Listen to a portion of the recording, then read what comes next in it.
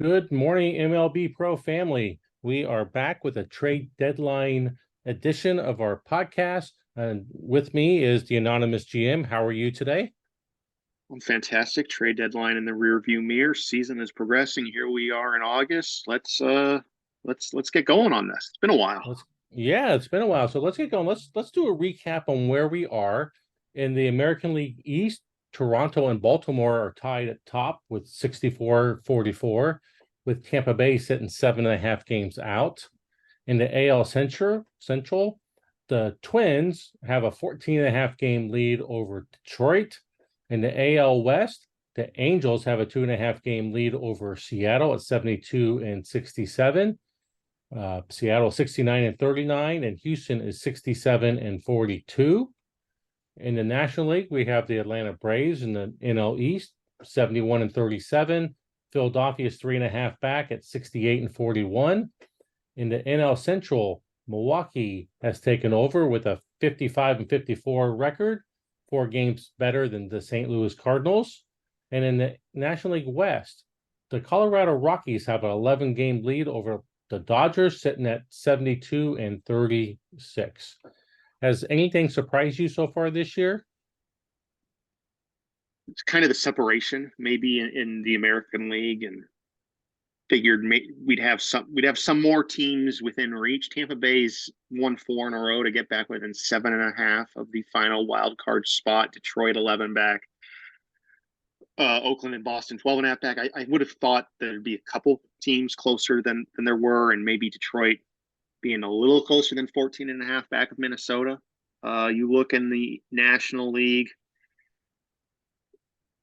I don't know if I think Arizona obviously has to remain a surprise in kind of their again recent fall, just being swept in San Francisco. It's a little tough to figure out. But otherwise, Atlanta and Philly being the two best teams in the National League, I don't think that's surprising. And the NL Central being the mess again that it always is, isn't that surprising. Right. All right, cool. So let's start talking about the most recent trades. Let's go back a couple weeks to the 18th, where Tampa Bay and Seattle made a trade.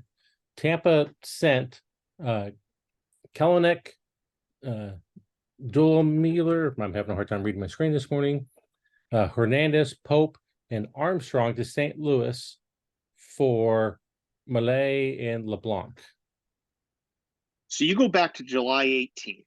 The Cardinals are 47-48, 2 games out of behind Milwaukee.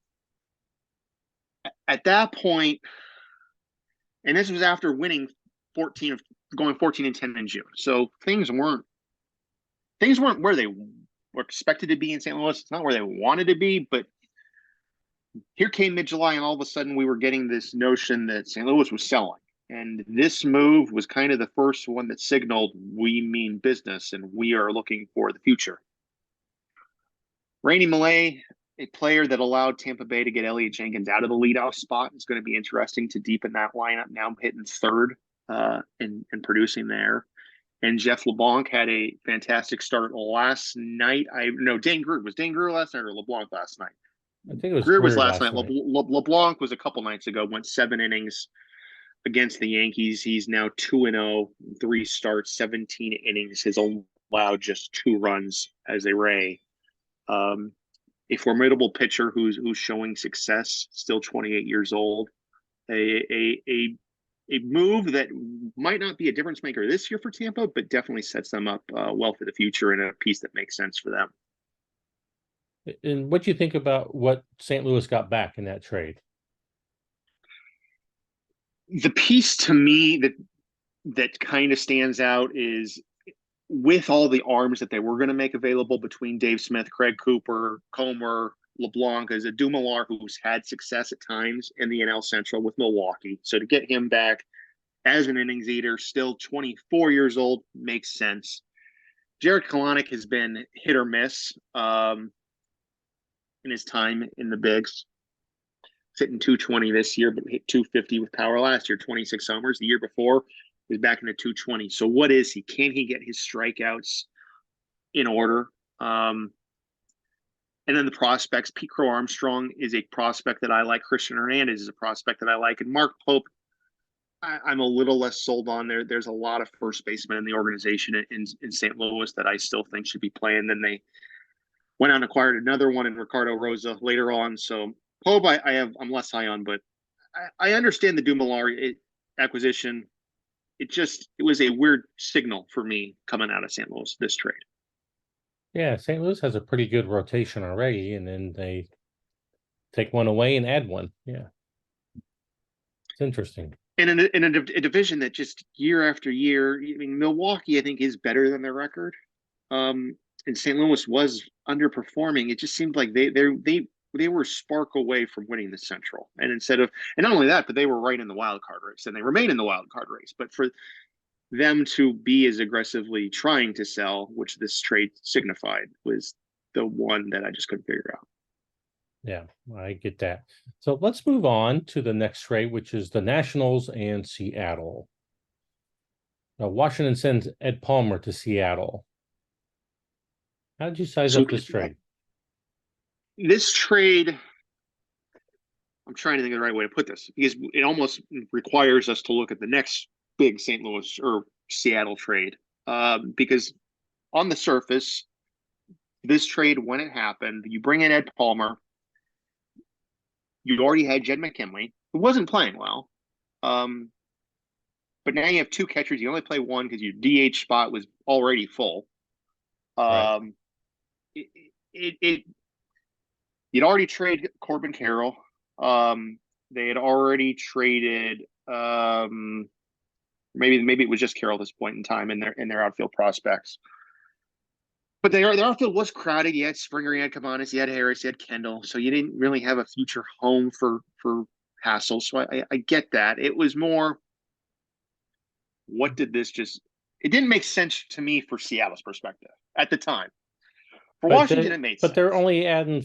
I mean, Washington retained 95% of the salary too. So I mean, there was no financial hit to Seattle for this at all. No. There was no risk for Seattle other than, I guess, potentially the fracturing of a personality and a fit between McKinley and Palmer at the time. Next year, you're going to have to pay Palmer in his final year of arbitration, whereas McKinley, I believe, had a little more potential team control. So there wasn't much risk for Seattle at this point in time. For Washington, it made sense. Palmer was getting up there in team control again, just signed through 2024. Gabriel Moreno needed to come up. They got a prospect who they like and can fit into that outfield moving forward. And again, Moreno was hitting 300 at AAA, hit well at AA last year. He's 23 and a half years old. It made every sense to get him up into the bigs. And if you got him up in the bigs, you needed to play him every day. And that wasn't going to happen with Palmer. Right. And Palmer's highest value was a catcher, not moving him into first base or DH. So I had no issue with Washington deciding it's time to move Ed Palmer. Okay, so does that mean did it catch you off? Did it catch you off guard in any way? A little bit, yeah. It threw me off that Palmer was coming to a place where they already had a starting caliber catcher, and like you said, no place for a DH. And I guess the one other thing at the time, they also had Cole Kendall, a highly regarded catching prospect, some questions behind the plate. But It gave you two big league catchers that needed to play, no room at DH, no room at first base, plus Kendall. There were a lot of catchers all of a sudden, quality catchers in Seattle. Yeah. So do you want to talk about the next trade with Seattle to, further this discussion right here? Sure. Yeah. Let's dive into that one. Do you have it pulled up? Because I do not. I do. So Seattle received Gary Copeland from Minnesota and Dave Wilson and $8 million in cash. And Minnesota received McKinley, Jake Edmonds, Cole Kendall, Nick York, and Navy Schuler in the trade. So Minnesota adds what are currently ranked as the number 3 overall prospect in Jake Edmonds, a top 15 prospect in Navy Schuler, a top 60 prospect in Cole Kendall, who appears to be moved to first base now in Minnesota. They are the top 3 prospects in Minnesota. You get Jed McKinley. You throw him wherever they throw him. at DH right now. DH. So he's taken over Copeland's spot in DH. Your lineup was still already, as we've long talked about, as deep as any. Now maybe a tier behind Seattle, having added Copeland to their mix, but you still have Mariano Gonzalez, Joe Adell, Martin Lopez, Caleb Cowart, McKinley. So their 1 through 5 is still stacked. Right. Your Seattle, your goal, your ceiling is a World Series trophy. And your ceiling and your probability of winning a World Series certainly appear to have skyrocketed, adding Gary Copeland to the mix. Right. And Minnesota probably didn't feel like, I mean, I think they look at it and say, we're going to win the NL Central or the AL Central. But do we really have a legitimate shot on beating the Angels, Seattle, or Houston in the playoffs? And Copeland's a free agent at the end of the year, probably going to command somewhere, what, in the $35 million a year range? It's the real life Ohtani sweepstakes, with the caveat being, to me, the Twins were a team that could have won the World Series with Gary Copeland. The Twins are not a team that can win the World Series without Gary Copeland. I don't think. I don't think they can either. But I can also understand their philosophy on this, going and retooling and getting a bunch of top prospects who are knocking on the door. They're all knocking on the door. The other interesting thing here in Minnesota, Martin Lopez a free agent to be. Mariano Gonzalez a free agent to be. So their leadoff hitter, a top of the order player, and Lopez as well. Does this entice them to sign guy? Or if you were going to trade move Copeland, now you don't have to pay him. Do you pay one of these guys? And if you're not going to pay one of these guys, I mean, we're in a no-win spot in a lot of ways, kind of like the real life Angels. And if you're going to pay one of those guys, why didn't you pay Copeland? I mean, preference, obviously, they can play the outfield at Gold Glove levels. Copeland's the DH. There are a lot of things I get. And then we also had Giolito on the block, who appeared ready and eager to have been moved had there been a suitor, which there wasn't for whatever reason. Whether people didn't believe Minnesota was serious, I don't know. I didn't believe Minnesota was serious about Giolito or Copeland. I thought they were serious. I just didn't think it would actually happen. Maybe getting Jed McKinley back, and who is capable of, has shown form in the past. And your point, Jake Edmonds has a bat that fits the mold of a Minnesota Twin. There's power, there's some eye. He might strike out some, but he's plus in the outfield, can run a little bit.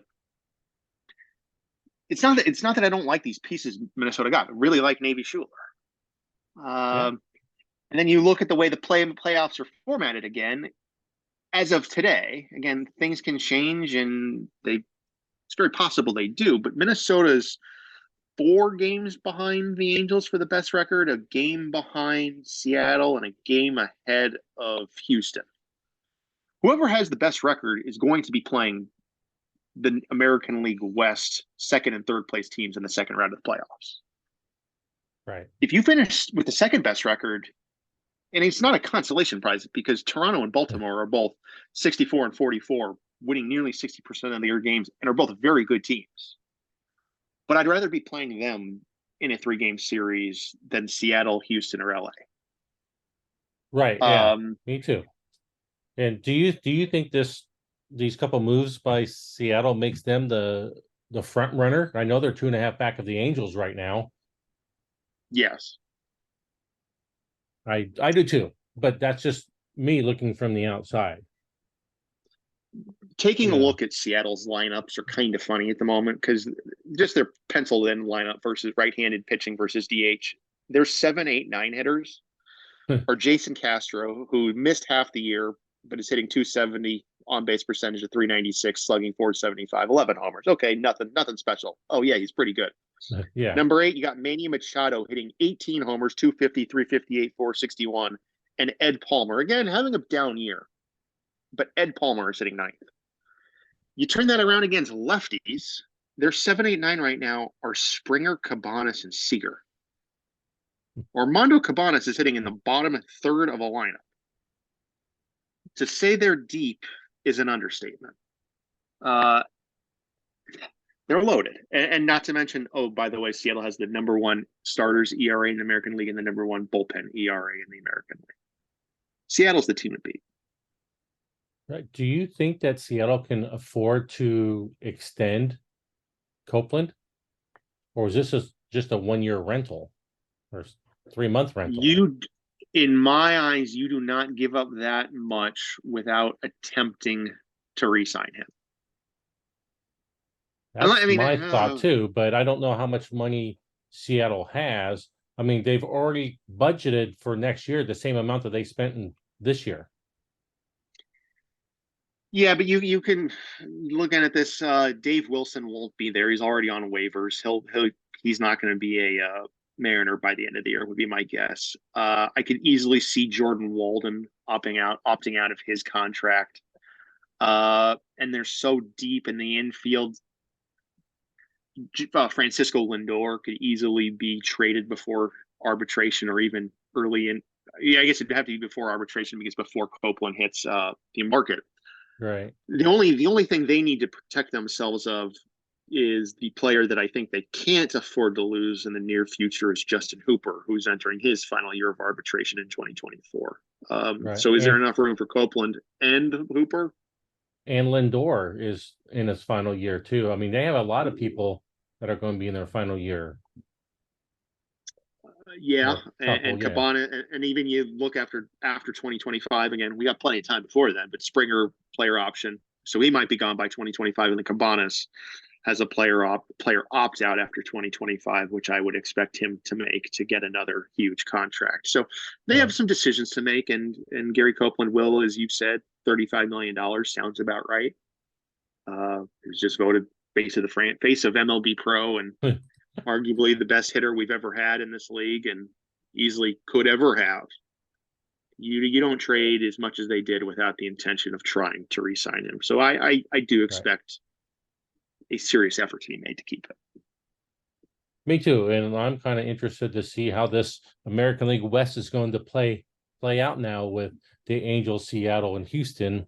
I mean, they might have the 3 best teams in all MLB Pro. I know Atlanta's pretty close, but still, all one division. Atlanta and Philly are definitely up there. Especially Atlanta. I mean, and then the other team we haven't even mentioned here, with the team with the best record in all of baseball, and the player having the best year in all of baseball, the Colorado Rockies. Right. Yes. Exactly, and that makes for an interesting conversation. But that's for another day. We're here to talk about the trades. So let's move on to the Kansas City Dodgers trade. Kansas City traded Jacob Skoll to LA for Zach Frazier. Casey has made no bones that they're out of it. And so these players that they just traded for are being sent back out. It didn't work. They gave it a try. Didn't work. Can't blame them for giving them a try. Will there be second guessing down the line of all they gave up for Copeland earlier in the year? Maybe. Will there be second guessing for Jacob Skoll, what they gave up? I'd say less so. To get back Zach Frazier, like the move. My only hesitation with Zach Frazier is he's the back in rookie league for a 3rd year running.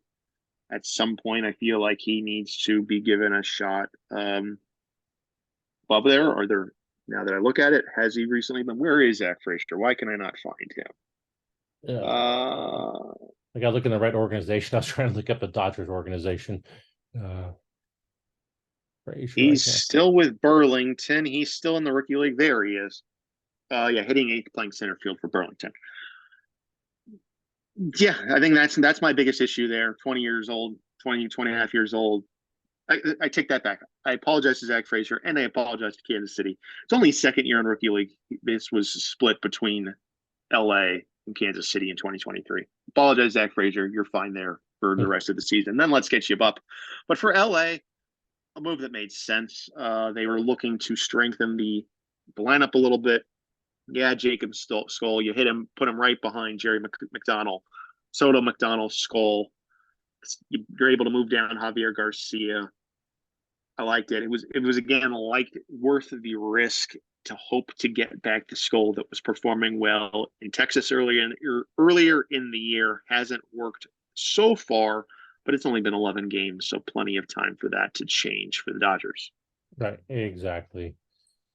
All right, let's move on to the St. Louis Houston trade, where St. Louis sent out Espinoza and Candelaria, and Houston sent out Dominguez, Perdomo, McLean, Iftit.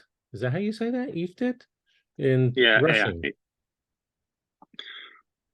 So this was a move that again St. Louis further signified their willingness and desire to let's reshape.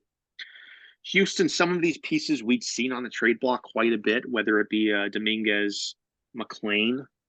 There wasn't really a home for Matt McLean with the way things were shaping up in Houston. Candelaria is still hurt.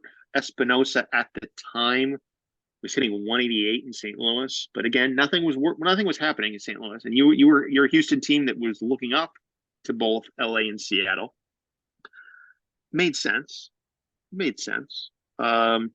The question I had was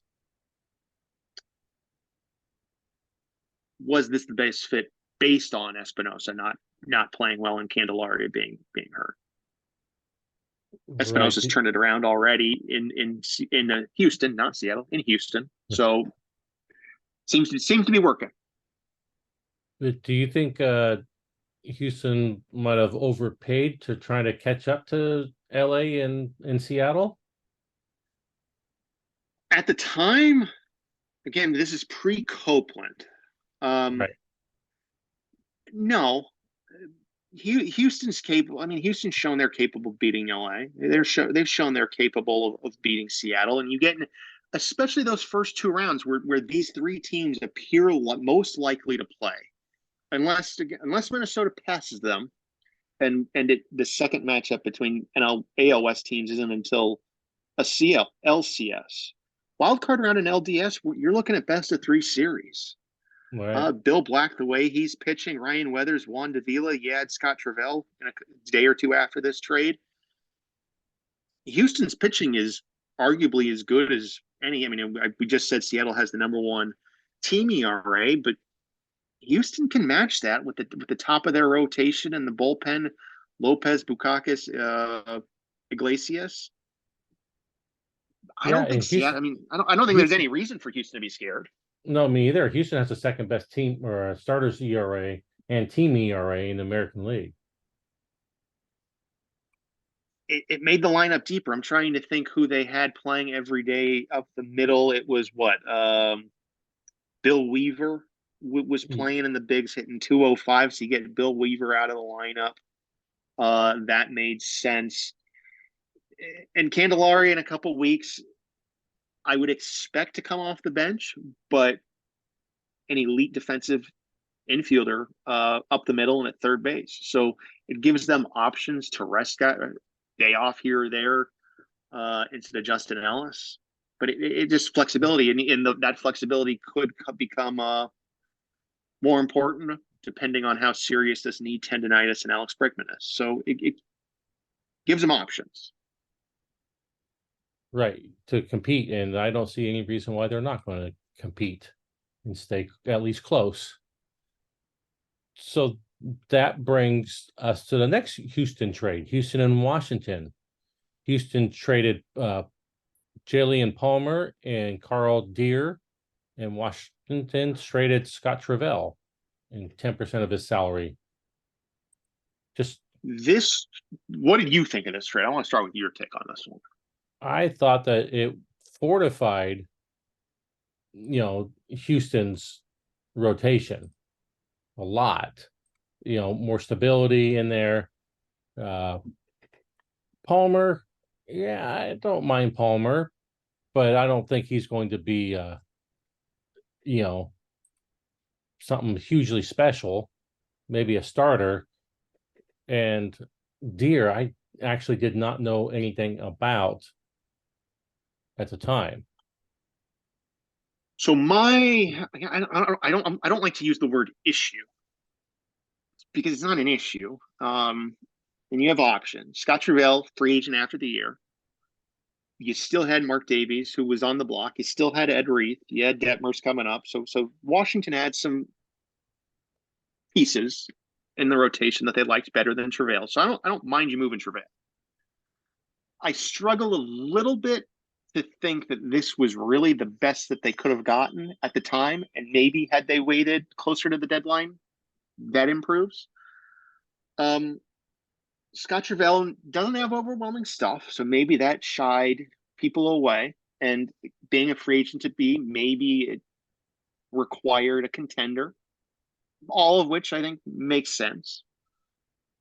But Carl Deer, an adequate reliever in the past, has shown strengths at times for the Dodgers. Um, but he's nearing 30. He's already been on waivers, I believe, the other day. There's not a whole lot about Carl Deer moving forward, and now he's been demoted to AAA. Right. So it doesn't appear Washington has much of a home for Carl Deer moving forward, which, okay, that's fine. But Jalen Palmer doesn't appear to be much. That's at least my take on things. That's my take too. And in Deer, after looking him up, in his 30 innings in the Dodgers bullpen, he walked 5.3 batters per nine. And that's not uncommon for him if you look at his AAA in 2023 also. And some of that you could have gotten away with in the past without the 3 batter minimum rule. You could get Deer in the right matchups, and you could play righty lefty, and you could get him to strike out 2 guys and pull him. Now with the need to face 3, Deer's control is a little bit of a concern, as you pointed out with the Dodgers. Wasn't great, and again, I believe he was claimed on waivers by Houston, so it wasn't like if Washington liked Carl Deer 2 weeks ago, he was claimed 3 weeks before. Right. So if Washington saw Carl Deer, it wasn't like Washington valued Carl Deer in early July. And there's not a lot on the surface to value Jalen Palmer. So were you better off waiting? Maybe something came up. I don't know. There's not a lot of this that in the future for Washington that makes me go, it was worth trading Scott Trevell at the time. Right. Exactly. But he got something for him. So I guess he did. Yeah, you never know. You never know. Yeah. All right. So let's move on to Toronto, San Diego. And when did this one happen? I can't see on my screen. But Toronto sends Franco and Keon Wang from A+ ball to San Diego for Anthony Rendon. What did you think about this one when you saw it? Rendon was playing better than Franco. I think it came down to that. And if you were Toronto, you're looking for now. Franco's power disappeared. He was hitting 204, wasn't walking, was striking out a ton. His slugging percentage was under 300. Getting paid $13 million this year, getting paid potentially $13 million next year to not hit, which was what you were paying him for. Right. You got a little cheaper, but you guaranteed. Yeah, go ahead. I'm sorry.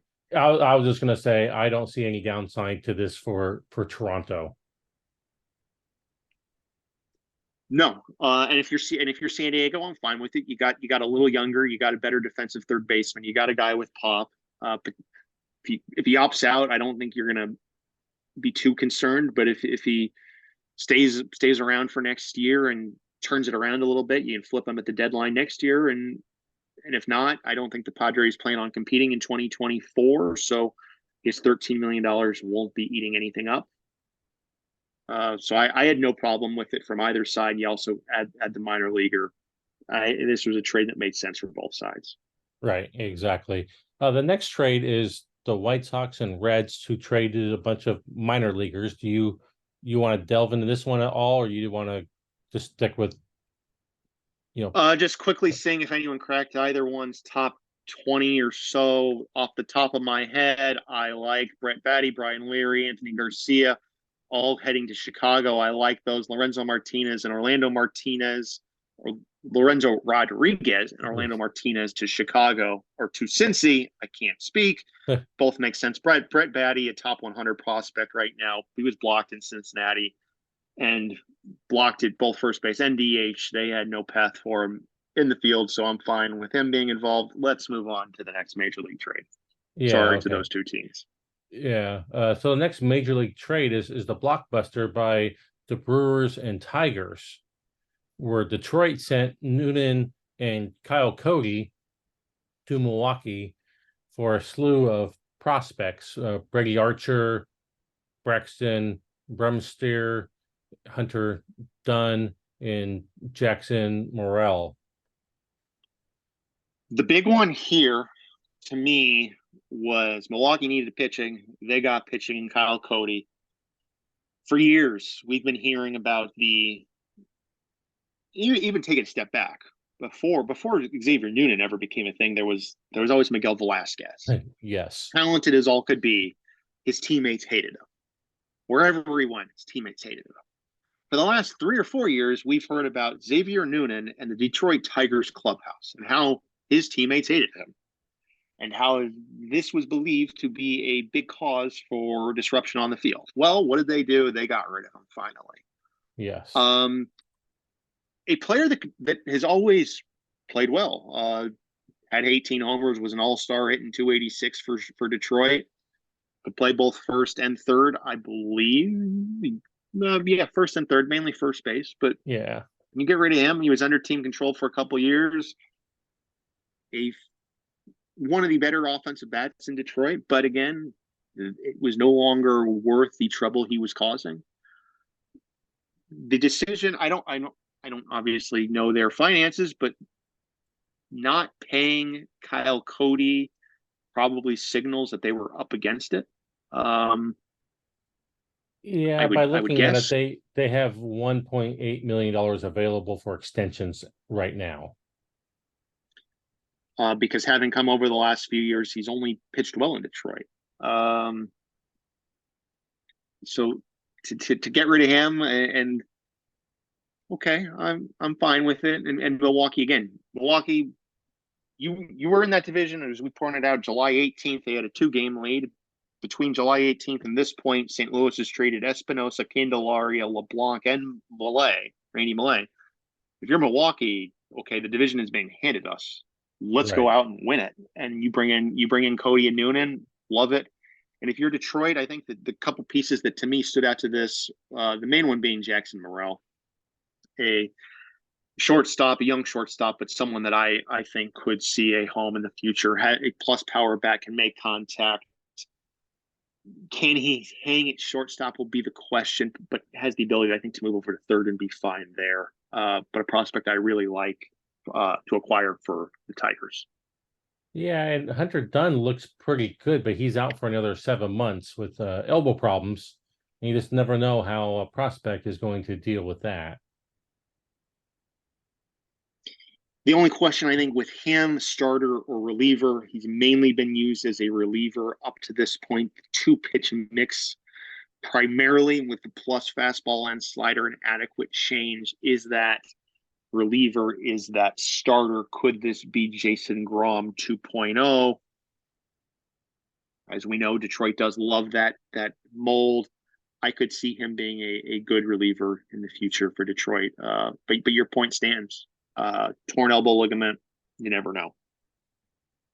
And then we move on to a Yankees-Tigers trade where the Tigers get Jake Hager, and the Yankees receive AAA pitcher Fernando Zapata. This is a test in personalities. Get rid of Noonan. Let's add a captain and a Hager. And I think that's all that needs to be said. Jake Hager is not a major league bat, but he's a major league personality. So good for him. And if you're the Yankees, you had no use for Hager, so I'm fine with that too. Minor deal. No qualms either side. Right, and then the next trade sees Detroit send Eric Pena from the rookie league to the Mets for Miguel Velasquez, and then turn around and waive Velasquez. Velasquez waived his no trade clause in this one. The only thing that scratched my head on this one is we just talked about the original Xavier Noonan was Miguel Velasquez. Right. Now, if you're Detroit, you don't have anything to lose. You're 14 games behind Detroit, behind Minnesota. I don't think you can catch the wild card. So you free up some money by moving Noonan, and we like the pieces they got there. So you bring in Velasquez and you try him out, I guess. But that was the only part of this trade that made no sense to me from Detroit's perspective. The Velasquez personality and just trying to free yourself from one. But he can hit. He can still hit. I guess if anything, the question on this trade was the Mets, because the Mets very, very quietly, this was pointed out the other day, while they're 48-60 and seemingly out of everything, they're 4 games out of the wild card. They've won 7 of their last 10. They're there. Like, they are a legitimate contender to make the playoffs. They were 15-8 in July. And Miguel Velasquez was a big part of that. So to move Miguel Velasquez, who wasn't making much money, who the return Eric Pena wasn't anything special, that's what caught me off guard with this decision.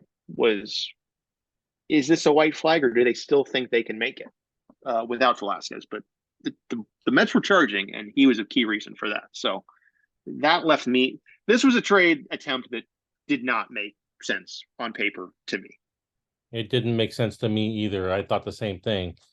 Velasquez, I've owned him in the past in Cincinnati, and he just played really well, but destroyed the clubhouse.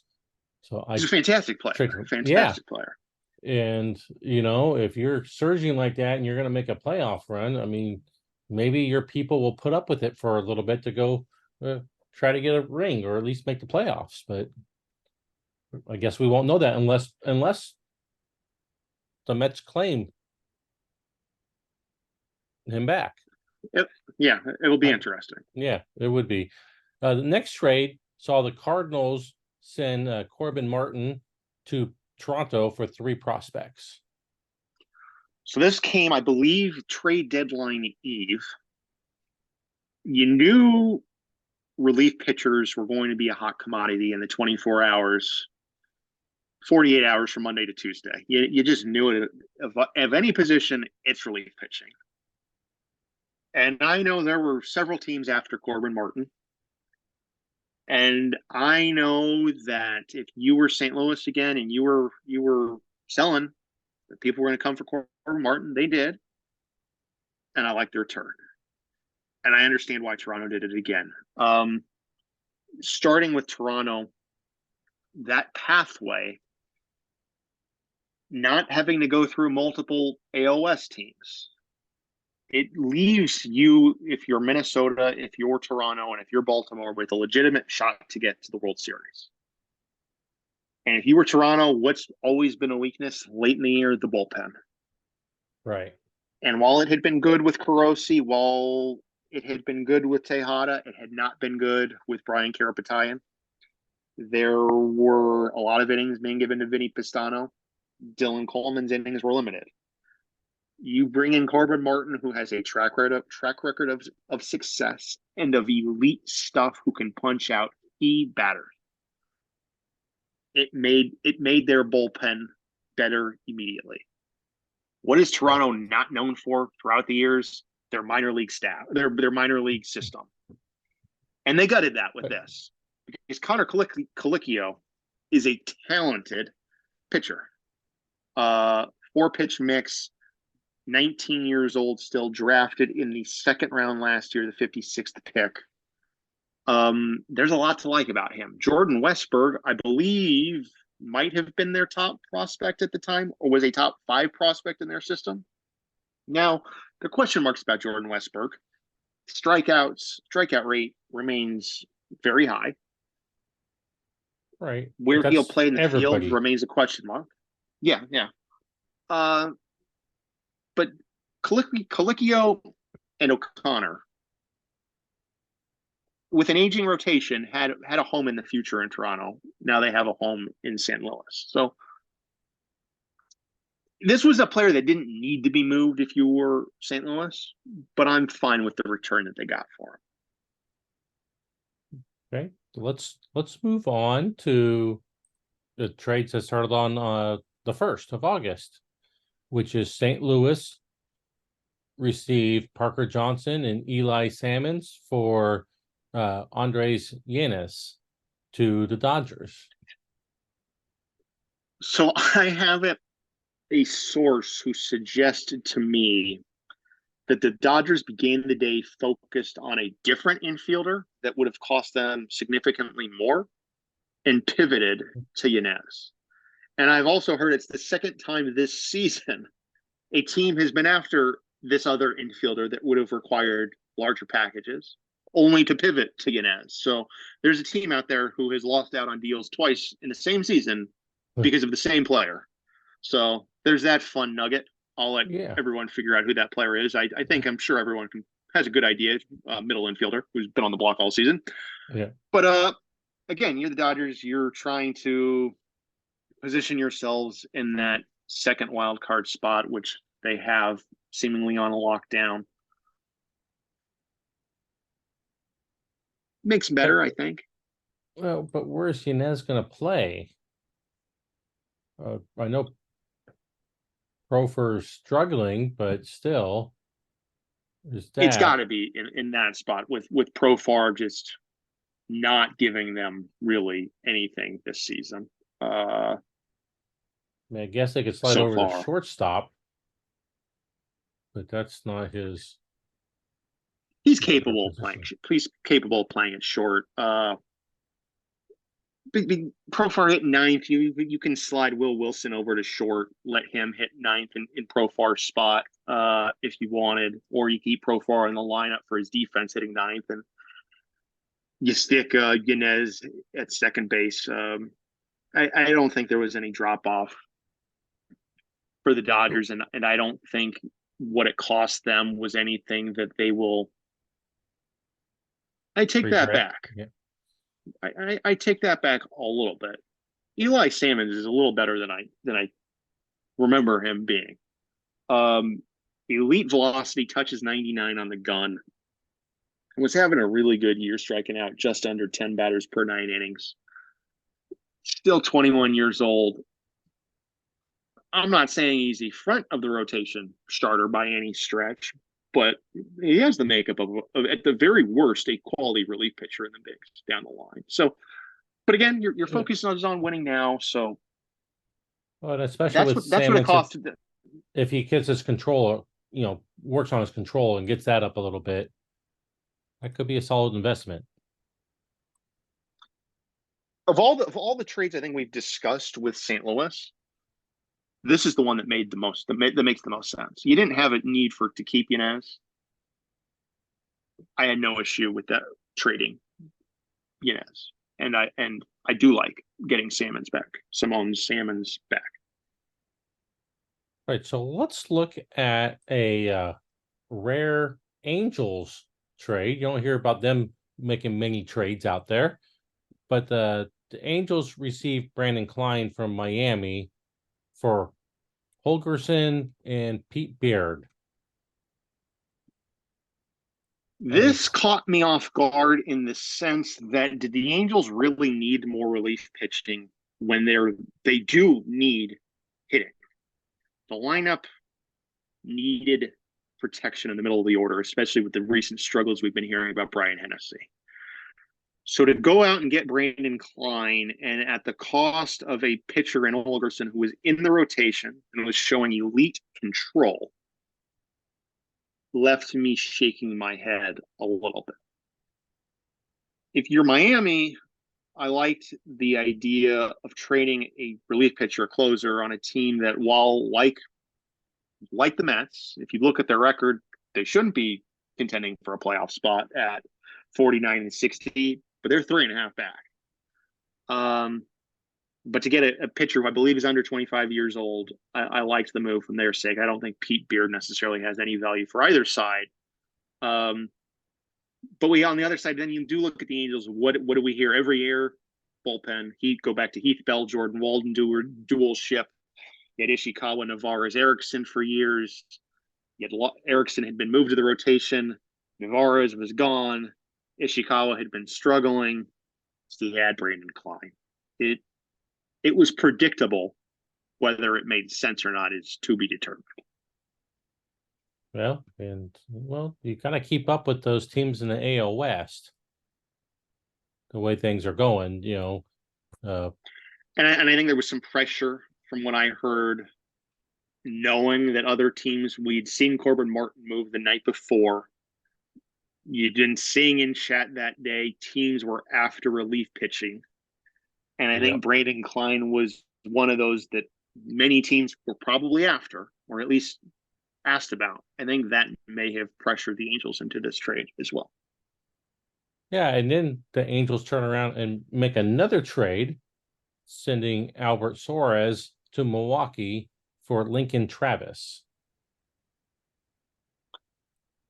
This also made me scratch my head with the reasoning of, you had just moved Holderson. You had created a hole in the rotation at the big league level. Suarez was seemingly signed earlier in the year to fill a potential hole in the rotation. And then when that hole opens up, they went elsewhere. Right. And then when you go elsewhere, now you're limiting your depth. So for a team that seemingly, again, is in position to win now, why are they trading a AAA arm for a single A arm that I don't know if he has a future, other than his six pitch arsenal that they talked about. But none of the six are I didn't get really elite either. They're average, a little bit above average. No, the only thing that I guess made sense is they went with Morihone. There were some other AAA options. Tyler Lowry just came off the injured list and struggled in his return against Atlanta, but there were options. And with Suarez not having any options left, if he sent on waivers, was an American League team going to claim him? So instead, they just said, we're going to ship you to the National League and not have to worry about you. I think there was probably some of that in this deal. Yeah, that very well could be. As we move on, we get the Reds Dodgers trade, where the Dodgers acquired Joe Gray from Cincinnati for 3 prospects. Joe Gray injured another week. They've been pitching really well so far on the year. ERA a tick above 3 and 47 in the third, but striking out 16 batters per 9 innings. Control was a little iffy, just under 5 per 9 innings. Fly ball pitcher should do well at Dodger Stadium. Free agent to be, though. So what do the Dodgers do there? Where does he slot in? I don't think you can stick him in the 9th inning with the success of Dennis Moore. In fact, he won't be pitching in the 9th inning. But that 8th inning role appears open in between Townsley and Moore. And it cost him Braden Montgomery, a talented right field prospect who now fits into the top 30 in Cincinnati, plus power, contact's decent, 20 years old, still in the low minors, but could he be a future Rafael Castillo? 6'3", 200 pounds, talented bat switch hitter. There's a lot to like about Braden Montgomery. So I like the trade from Cincinnati's side, and I like the trade from the Dodgers side to solidify that bullpen as well. And again, as we've said in the last couple of trades, bullpen arms come at a cost, and that's Right. it cost them a talented piece. And that's one of the ones you look at and say, okay, I can see that from both sides and why they did it. So yeah, even oh my goodness, I can't talk. Even Ethan Gerber's 9-3 this year, 2.71 ERA. The stuff has been up, the control has been better. Potential to move to a bullpen role with his sidearm release. More than a throwaway, more than a throw in, but a nice lottery ticket to add as well for Cincinnati. yeah, the next one kind of made me scratch my head a little bit, and that's a Tiger sending Ricardo Rosa to the Cardinals for Mastro. Oh man, I'm gonna botch this name. You want to say that last name for me? Masato Igarashi. There you go. That's exactly what I was gonna say. So it came down. So yeah, I was a little surprised as well, but I'm gonna take it that his loyalty and work ethic maybe was causing an issue in the clubhouse like Noonan to a smaller degree, and the defense wasn't up to a standard that Detroit liked. Because again, this year wasn't going well, but 119 stolen bases the 2 years prior, hit at least 270 in each of the 2 years prior. Made a lot of sense in Detroit. Now, did not make a lot of sense at first base. To me, he's not a first baseman. And if you play him at first base, you're giving up value playing him at first base. So and again, if you're St. Louis and you've been selling, why are you acquiring a first baseman who is really, really struggling? When and that's why I scratched my head. Igarashi was a nearly $4 million signing last year in the international free agency market, plus power, plus eye, plus gap power. He's just young. He's not 18 yet. There's a big swing that's going to strike out a ton. But if you were looking towards the future, I'd rather wait 3 or 4 years and see where Igarashi is then than have Ricardo Rosa if I was a Cardinal. That's why I was shaking my head. You know, you sold, and all of a sudden you kind of buy something. Yeah, and again, it doesn't cost him much today, and it doesn't cost him much in the next 3 years, but he was a lottery ticket, and that lottery ticket just seems like it holds more value. Right. Exactly. Yeah. And then we already talked about Seattle and Minnesota's Copeland trade. We'll skip over that and go to Tampa Bay, Miami, where Tampa Bay sends Hunter Johnson to Miami for Dane Greer. There were multiple ways to look at this trade. And I'll start with, let me pull one other thing up quickly because there was two things that I did not make sense about this trade as well. So the first thing that if I were Miami, so when Hunter Johnson became on the market that day, uber talented, fantastic in the past, really struggling this year. The stuff was down, the BABIP was up, and the ERA was above 6. You're not it's tough to buy high if you're a team looking for Hunter Johnson. But if you're a team not in the playoffs, a team looking towards next year, Hunter Johnson is a perfect player to get. I love Miami getting Hunter Johnson. I don't love Miami giving up Dane Greer to do it. Dane Greer, still young enough, 27 years old, has been one of Miami's better pitchers in the past. 2.8 ERA last year, split time between the rotation and the bullpen. Was really good in 2021 as well. He wasn't great this year, but he's been better than Hunter Johnson. And what I want to confirm I'm right on this. Give me 1 second. But the thing that really caught me off guard was Dane Greer was signed through 2027, whereas Hunter Johnson is signed through potentially 2027, but appears that he will likely be a free agent after the 2026 season. You got younger, but you also going to reach free agency sooner. You traded a pitcher who's been really good for you the last couple of years for a pitcher who's been good but not as good now. I did not understand it from that. Love the acquisition, hated the cost for Miami, and if you were Tampa Bay, I loved it. Similar pitcher, you got a very similar pitcher, but arguably a pitcher that has been even more consistent and better the last couple of years. So loved it from Tampa Bay's perspective.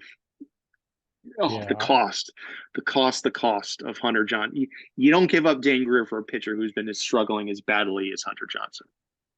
I reached out to both of these teams on trade night when I found out that they were available, and kind of got squashed really quickly, saying, they already had something in mind. So I don't know if this was in the works ahead of time or not, but I like it for both sides. But you trade one pitcher. The main difference to me is that Hunter Johnson can go deeper into games. I think he'll last longer into games, and that helps your bullpen. But struggling that badly, it's makes it difficult. But then again, Miami's not competing this year. They're not, and your point does stand. Dane Greer, four of his 18 starts entering last night were quality starts, 22%. For all of Hunter Johnson's struggles, his quality start percentage was north of 40%, 9 of his 21. So Hunter Johnson, when he was good, had been good. But when he'd been bad, he'd been really bad. Right. Maybe the new home is what it takes to get him back going, if you're Miami. Yeah, I think for Miami, it's you paid a premium for him. You paid a premium to see and hope and pray that he's going to turn it around. And you do look at FIPS. Greer's ERA at 4.5. His FIP is at 5.39 again entering last night. I know he started for Tampa, so that changed. Hunter Johnson's ERA was above 6. His FIP was under 4 point. It was at 4.43. So was this a case of bad defense? There's a lot of, as you said, I like it for both sides. It just could have been a little better, I think, for Miami had the cost been a little more subjective or gotten one more piece attached to a pitcher who just seemed to be out of favor in Tampa Bay. That's more it. He wasn't, his role in Tampa Bay was diminishing. So to give up Greer was a steep price. Right. Exactly. And then we get to our final trade on trade night, and that is the Cubs traded Jake Burger to Atlanta for Trussell and Valari, both minor leaguers and low minors. Atlanta has so many infield options. I know third base had been an issue between Bohm and Grun. Marvin Grun, I don't even think is on the big league roster anymore. No. But Jake Burger, power bat, some defense, but was he better than the options they had internally? I don't think so. And he it did optioned him not right to come cheap. AAA. Yeah, so you sent him. You didn't even keep him on the big league roster. Dan Villari, quality prospect, and Jackson Tressel at shortstop, 19 years old, isn't going to hit for power, but there's some contact and there's some defense is a little more iffy, but contact and doesn't strike out. There's a lot to like about Jackson Tressel. Yeah, I'd like this trade from Chicago's point of view myself. Oh, I completely agree. Especially if Atlanta's not even going to use Berger in the major leagues, and maybe the plan is in a couple weeks. But why? Yeah. And, and you have team control of Jake Berger. I get that. Entering arbitration, he's not really going to cost you anything.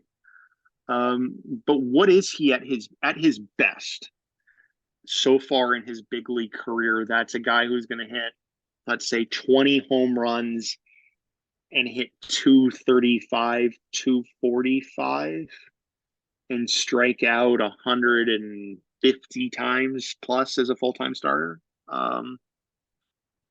And they had that. They have that in Bohm. They have that in Groen. I can't even think who's starting at third base right now for Atlanta is they've shifted Taylor Sparks over there. So you Yeah, also they have shifted Jake Fromm. Sparks. So I guess the question is, do they?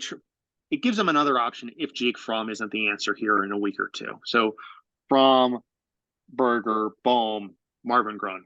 One of those I would imagine come mid to late August, in advance of the September push, will be given that first base and or third base role on a more permanent basis heading towards the playoffs, I would think.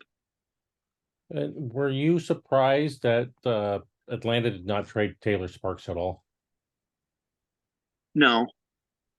I wasn't either,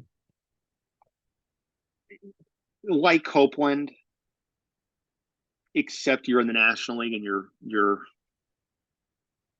again, it's tough because you can't discount Colorado. Colorado's really good. yes, they are. And you can't discount Philly because Philly's really good. But if you're the second place, the best place to finish throughout the entire league this year is going to be the second best record in the National League. And if you're able to avoid Colorado until the LCS, and you're able to avoid it, it limits you to playing Philly and Colorado once, only having to beat one of them. Right. And you potentially have to go through Milwaukee again. Not to this, it wouldn't even be the Dodgers. You'd be looking at Arizona or Milwaukee. Milwaukee are the third wild card spot. Arizona, San Francisco, New York, Miami, St. Louis. If you're the Braves and you can finish with the second best record and get to the LCS going through that, it'd be a nice path forward, I would think, for a team like that. And again, Right. just like Minnesota, it's just it's so hard. I'm sure they got offers. I'm sure there were offers that made sense. I'm sure there were offers that made no sense. But to give up Taylor Sparks would have signaled we're not going to win a World Series, and maybe they could have without him. But I don't like Minnesota. It would have been a Yeah. steep hill to surrender Taylor Sparks. Right. Totally agree with that. So as we wrap up, who do you think did the best job Before we go get ahead. that, I have questions for you. Who did not get traded that you surprised you? Who did you think was that didn't or should have? Oh, see, that's a difficult question because I mean, there's a lot of people out there that I thought should have been traded that was not. And vice versa. I thought people like Copeland shouldn't have been traded. But I was surprised to see some people that were not contenders sell some of their free agents to be. Who specifically? I mean, I was surprised that Garrett Cole did not get traded from Boston. Garrett Cole was an interesting one, yeah, with a player option after this year. I agree. We'd heard Todd Kuhn's name on the trade block. Yeah. With the way some of these other teams had been moving players entering their final year of arbitration, that one I agree with was a little surprising. St. Louis, again, they didn't need to trade guys because they still have them under team control. But with the way they were wheeling and dealing, a little surprised at least one of Craig Cooper, Kevin Comer, Dave Smith were not traded. Right. And Impressed by I was that. surprised to find out that not too many people reached out to Pittsburgh about appeal, and I don't know if he was actually really serious about moving him or not. But So but he's I struggling disagree. this year. There were we saw in the free agent market what none of the big names were after him for the most part. There was one, but when they didn't get him, Mark Appel was only going to be moved to a contender Right. and a contender with a ton of money. And as you pointed out, Seattle had the best team ERA. Houston was second. The Angels traded a starting pitcher, so I don't think they were after starting pitchers. You look in the Central, Minnesota's looking to shed payroll. They weren't going to take on a $30 million pitcher. Toronto wouldn't have had the prospects that Pittsburgh wanted for Mark Appel. Baltimore makes no sense. Atlanta doesn't make any sense. Philly doesn't have a GM for the most part. And so it came down to like Milwaukee, the Dodgers, and Colorado. And Milwaukee's not going to add a $30 million pitcher. Colorado doesn't have a need for him. And it comes down to the Dodgers. It didn't make, there were no I mean, again, a lot of trades in MLB Pro don't make sense, but they make Right. sense. Yeah. It really would have been difficult to find a trade that made any sense for both Pittsburgh to get what they wanted with the limited number of teams that would have been able to do it. Like it seemed like an impossible fit to actually move Mark Appel. Right. The other thing that really surprised me. Oh, go ahead. Much like the Eloy Jimenez stuff in Chicago all year. Scouts across the league really like Eloy Jimenez. But on the field in 2021, minus his power has been consistent, but he can't hit and he doesn't walk. There's no reasonable home for him for the package it's going to take to get him. So he's another one that I'm not surprised did not get moved because I just struggle to see the fit in some of these places for some of these players. Yeah. Yeah. The one of the other things that I guess I was surprised about was, the Angels were active, but they didn't upgrade their lineup. They upgrade the Yeah, bullpen, but not that, and then as a result of there wouldn't have been time to react with Copeland. Um, if you look at the last, let me see if I can pull this up quickly. Team batting average. What's today? Today's Thursday. This week, the Angels are hitting 252. That's up from last week when I believe they had the lowest batting average across the league. Last week, the Angels hit 210 with an on base percentage of 290. That was the third lowest team batting average in the American League, and the 290 on base percentage was, I think, the fourth lowest. So the offense wasn't clicking, and as we've seen with other teams, relying on rookies for an entire 162 game season is risky. The Angels have three of them in the lineup. Two of which have been with the team all year in Erstad and Koski, a third in Adam Smith, who came up more recently. There's no power on the Angels. You look at that, and now I've got splits pulled up. So 1 second. They have three guys with 20 plus home runs, and then two more with 11 and 10, and then a whole bunch with 8 or below 8. Like there's no power in that lineup. So I wholeheartedly agree with you. Surprised seeing them active and that activity not bringing it about. right. That's what surprised me with the Angels. I was not surprised to see Mitch in Toronto out there using their minor leaguers to bolster their big league team at all. I was surprised that Copeland did get traded. I mean, they did get quite a bit, but still, we're talking about Gary Copeland and a guy who's going to be in the MVP talk for the next, half a decade with his A little bat. surprised that it all Atlanta ended up with Jake Berger. I would have thought there was talk of a big bat. There was talk of a bullpen arm. I'm a little surprised that they didn't make that.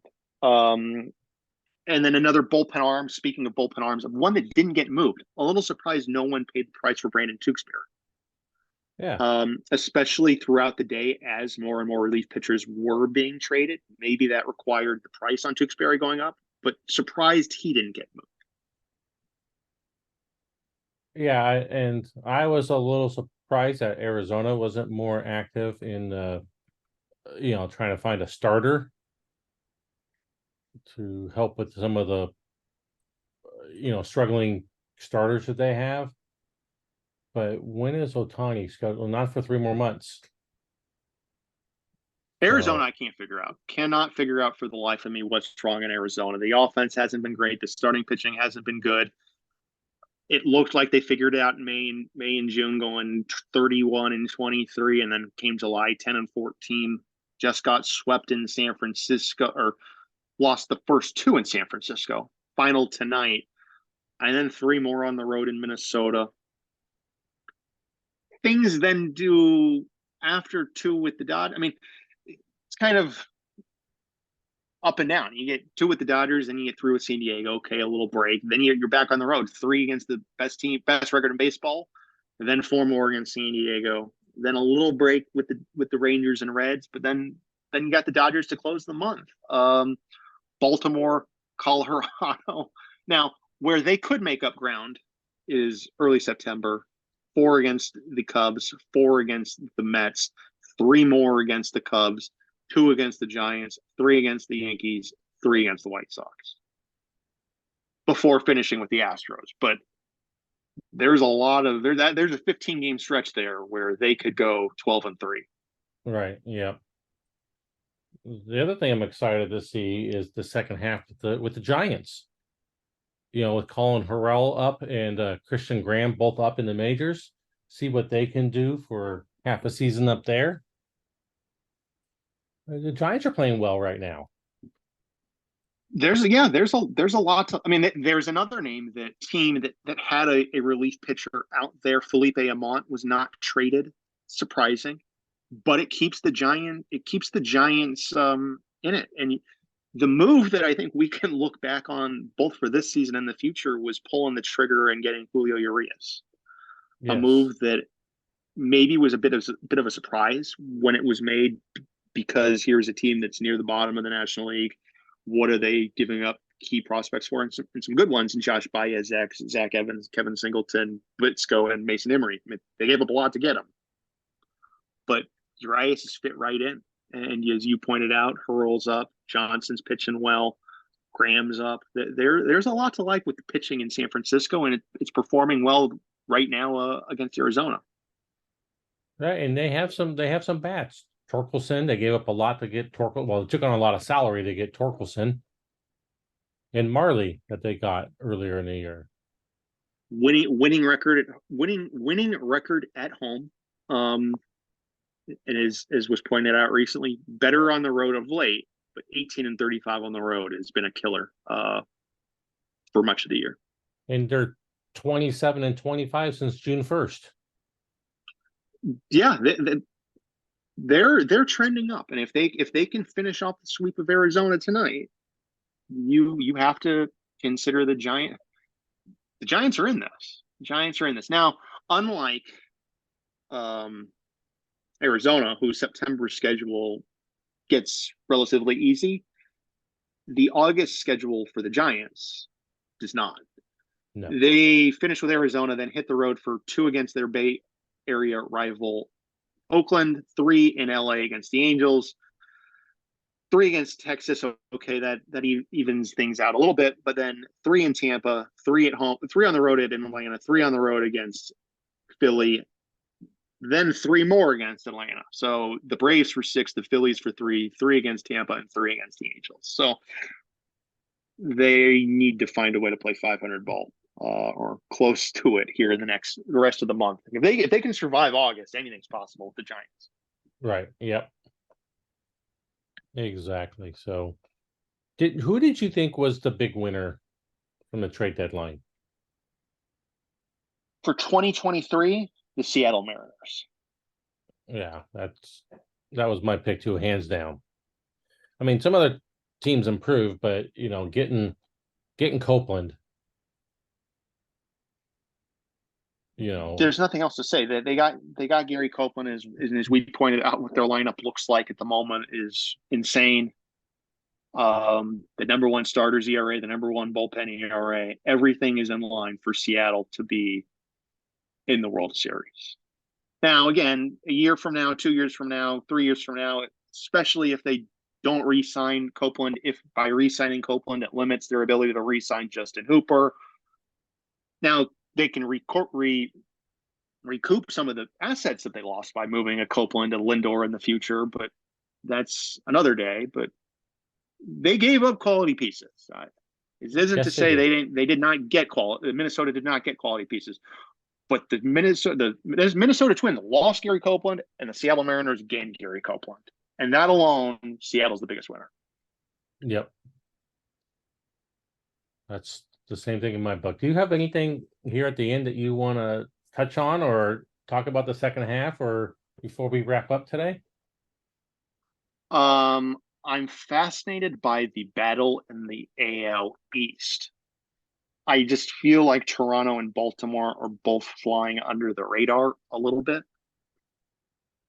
And while I think Toronto has holes in a short series with Kershaw, Gilmartin, and Chapman, they can be dangerous. And the lineup, if someone like Stanton could ever get going into Wilcox, there's still a lot to like there. And if you're Baltimore, in similar vein, the back of the bullpen is still reliable. The starter options there are a lot of, and they can hit. It's a fascinating battle between those two, and they easily could find themselves in the ALCS now. And in a 7-game series, anything is possible. They won't be favored if they make it that far, but anything is possible. So who do you see coming out of the National League after the trade deadline as we head into August and September? I'm going to keep it as simple as whoever finishes with that second best record. And right now it's Atlanta, so I'm going to say Atlanta. But if Atlanta were to pass Colorado, I think Colorado becomes the favorite in the National League. I just think that the second best record in the National League is going to have a ton of value. And then are you now going to pick Seattle as the favorite in the American League? Yeah, yes, I think Seattle wins the West. Only has to go through one of LA and Houston, not two. I think that helps them tremendously.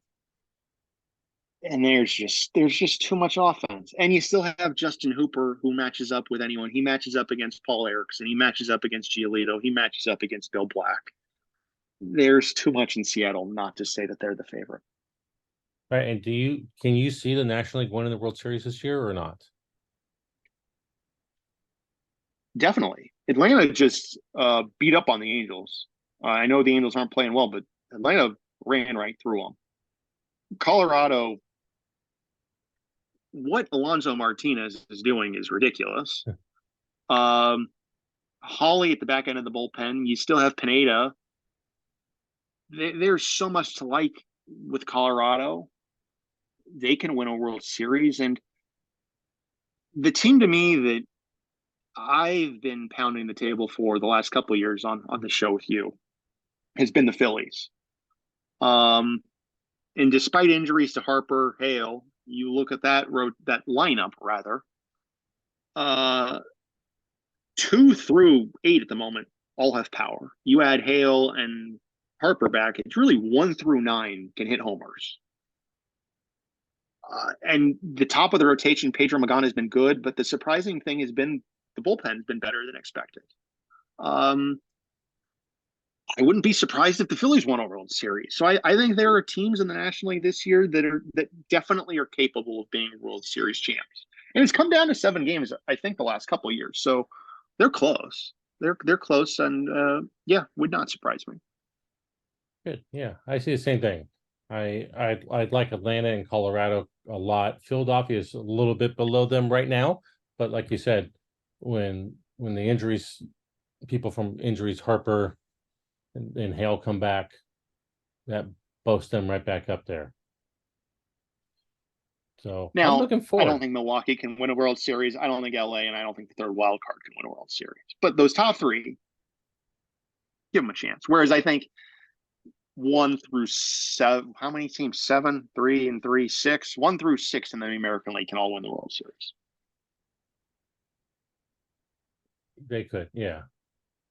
No, it kind of would be nice to see the National League win for once. I know that might be controversial with some of my now AL GM brothers, but it'd be kind of cool to see the National League finally do it. I'm going to put it on record here.